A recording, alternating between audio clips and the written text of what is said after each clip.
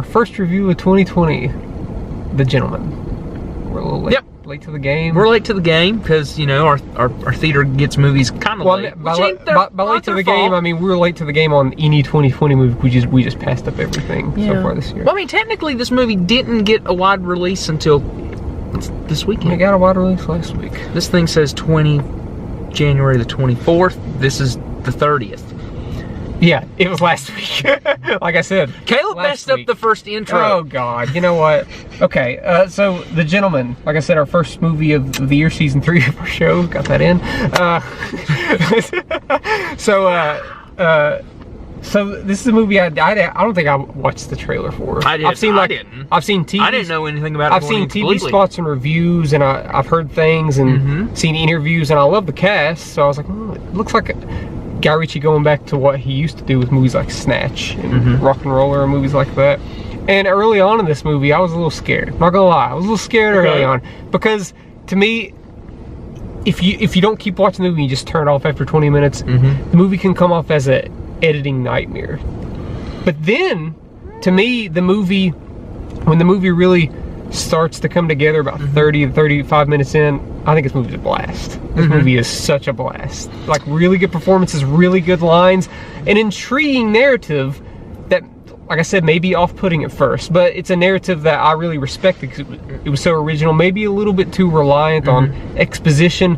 But whenever you look at the guy delivering a lot of exposition, this is the Hugh Grant movie. Hugh Grant has become quite the character actor between this and Paddington 2. He's just he's amazing. This is the Hugh Grant movie, absolutely, and he's hilarious through the whole thing. Like it's pedal to the floor the whole entire movie for him, and he hams it up so bad. He's so good. You know who you reminded me of? He eats the scenery. You know who I thought he was doing an impersonation of the whole movie?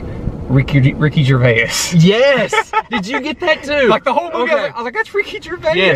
Yes, absolutely. I just like that we were so used to in the early 2000s him being in these like cheeky, like romantic comedy movies, and he's like, I don't need to be a glamorous actor. I can do these like grimy little roles. Yeah. That's what he is. He's just a little rat in this movie.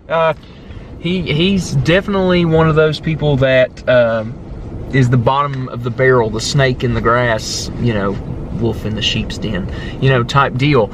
But I mean, he pulls that character off really, really well, and I don't ever recall seeing him in a movie where he plays that sort of character that I've seen. Yeah, in Paddington 2 he plays a bad guy, and he plays several roles because he has like multiple personalities, and that showed me. I was like, oh, like Hugh Grant's way different than I ever thought he could be now in his later years.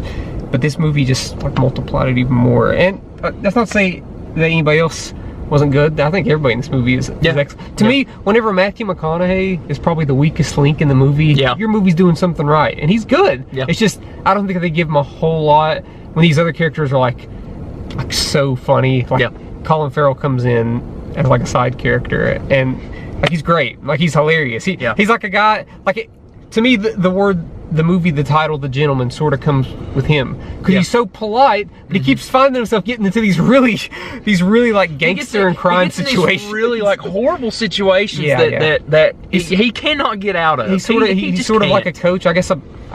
What is it, like a boxing? He's a boxing coach. A boxing coach, and these guys just keep committing crimes. He keeps telling these guys, like, you guys can't be doing these things, but then he ends up getting himself involved. He's just rocking a hard place every single time with these kids. So and Charlie Hunnam, is that how you say his name? Is it the guy from Sons of Anarchy? Looked like Seth, our friend Seth. He kind of did. Yeah. He's sort of the lead in the movie. Yeah. He does a really, really good job. Yep. He's very stone-faced through the whole movie, and that's hard. Yeah, I guarantee you, if there's like a blooper reel when this comes out on Blu-ray or DVD, he cracks up so much at Hugh Grant's not funny. He's mostly the straight guy. And he has to, for the majority of the movie, he's in a room talking to Hugh Grant about all the things that happen to them leading up to that, while also pitching like a screenplay. Yeah. So it's sort of a movie within a movie in a sense. In that sense, it reminded me a little bit of Seven Psychopaths. I knew you were going to go there. I was thinking that too. It has Colin Farrell in it as well. Like drastically different character. And also really like the Henry Golding, is that how you say his name, from Crazy Rich Asians? Yes. He was sort of like the bad guy, even though I think everybody is like terrible in this movie. There's not any good guys except maybe Colin Farrell's like the only guy. Best person in the movie. And yeah, Henry Golding this is the first time I've ever seen him play a bad guy. Everything I've ever seen him, I've seen him in Crazy Rich Asians and what was that movie with Anna Kendrick and what's that movie called? Simple Favor. Simple Favor. Yep. Which he's a good guy in that too. And he was in something else not too long ago that we saw. I don't think so. He was in that Christmas movie. We didn't even watch it though. No, it wasn't that. I don't know. It doesn't matter. Whatever it was he was in. But I think he was playing definitely against type.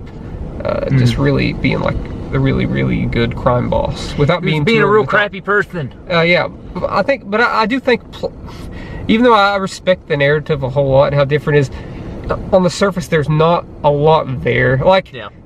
Because the way the story's told, it makes the movie longer than what the story actually is. It feels like to me that they tried to go a little bit like, I don't want to say this like in the wrong way, but this movie kind of reminded me of Knives Out in a way, with how the story sets itself up as it goes. Yeah, except for with Knives Out, everything happens at the end. Like your whole premise of what really happened happens right at the end. While this movie kind of like spreads it out a little more, but it felt the same way as Hugh Grant playing Daniel Craig's character.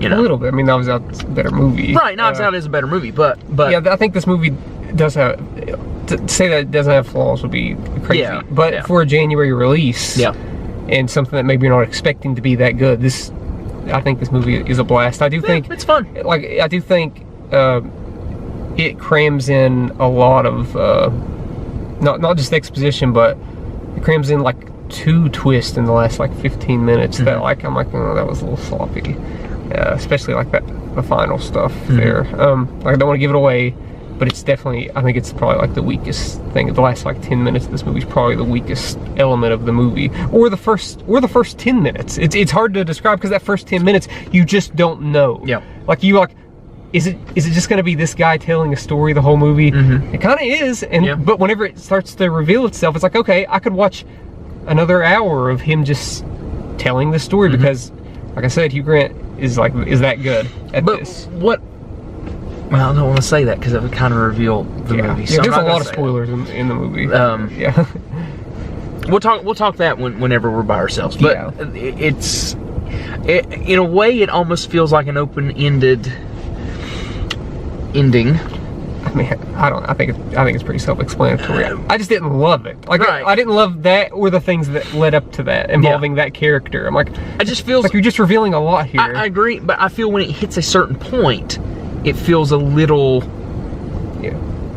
open-ended of things that happened and things that don't. If that's would that be a spoiler? No, not really. Okay. Not really. To say that something's open-ended or whatever about a movie is not a spoiler. You know, if you said the thing, it would be a spoiler.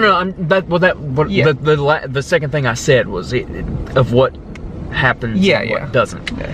So, what's really interesting, the last thing I want to say about the movie is that for a mainstream movie, because it is a mainstream movie, the dialogue choices in this movie, like, the movie does not give a crap about anything. No, it doesn't. It's probably like I hate using this term, but it's probably the least like politically correct movie that's not trying to.